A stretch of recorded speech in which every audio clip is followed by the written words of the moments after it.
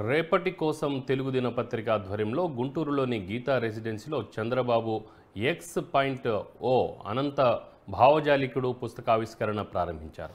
ఈ కార్యక్రమానికి ముఖ్య అతిథిగా పుస్తక ప్రేరణ కల్పించిన రామ్నాథ్ వెలమాటి హాజరయ్యారు. అమరావతి ఫౌండేషన్ వారు ముందుకు వచ్చి ఈ కార్యక్రమాన్ని విజయవంతం చేయడం సంతోషకరమని అన్నారు. చంద్రబాబు నాయుడుతో గత 40 ఏళ్లుగా కలిసి పనిచేస్తున్నానని, తమకు రాజకీయంగా కాక ఆఫీస్ పరంగానే సంబంధాలున్నాయన్నారు. బాబు ఆలోచన శక్తికి తనలాంటి వాళ్ళు చాలామంది ఇంప్రెస్ అయ్యారన్నారు. చంద్రబాబుతో పాటు తాము ప్రయాణం చేశామని, ఆయన ప్రతి ఆలోచనలో విజన్ 2020 ఉండేదన్నారు.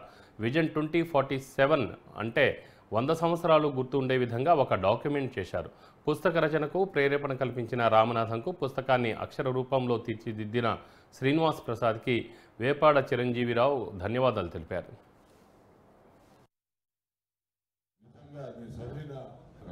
అనిపించిన భావన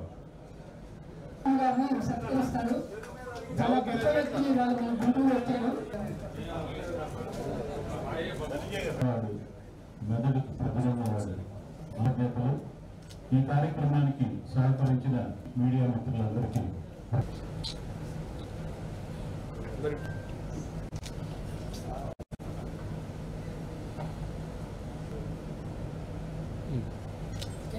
నేను చంద్రబాబు నాయుడుతో గత 40 ఏళ్ళ నుంచి కలిసి పనిచేస్తానండి. కాకపోతే నేను పాలిటిషియన్ కాదు, నాకు పాలిటిక్స్ తెలీదు. ఓన్లీ బ్యాక్ ఆఫీస్ వర్క్లు చేసేవాళ్ళం మేము. చంద్రబాబు నాయుడు గారిని మేము మాలాంటి వాళ్ళు మూడు కోణాలు చూసామండి.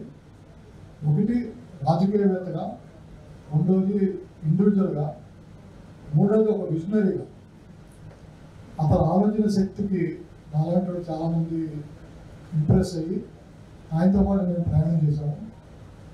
ఆయన చేసిన ప్రతి ఆలోచనలో, ప్రతి విజనరీ డాక్యుమెంట్లో విజన్ 2020, విజన్ 2029, ఇప్పుడు చేసిన విజన్ 2047 అంటే 100 years ఆఫ్ ఇండియాస్ ఇండిపెండెన్స్కి ఇండియా ఎక్కడ ఉంటుందని ఒక డాక్యుమెంట్ చేశామండి.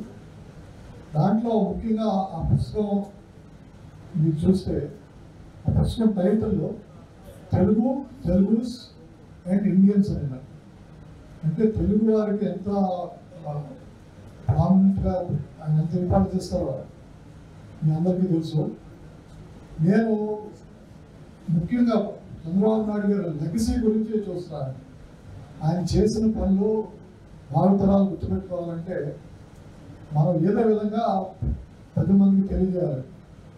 ఎందుకంటే హిస్టరీ చూస్తే భారతీయులందరూ గర్వపడాల్సిన మెయిన్ ఇది ఏంటంటే మనం ఒక పాయింట్ మర్చిపోతున్నాం. ప్రత్యేకంగా నాకు అండ వేసిన నవలి నుంచి ఆయన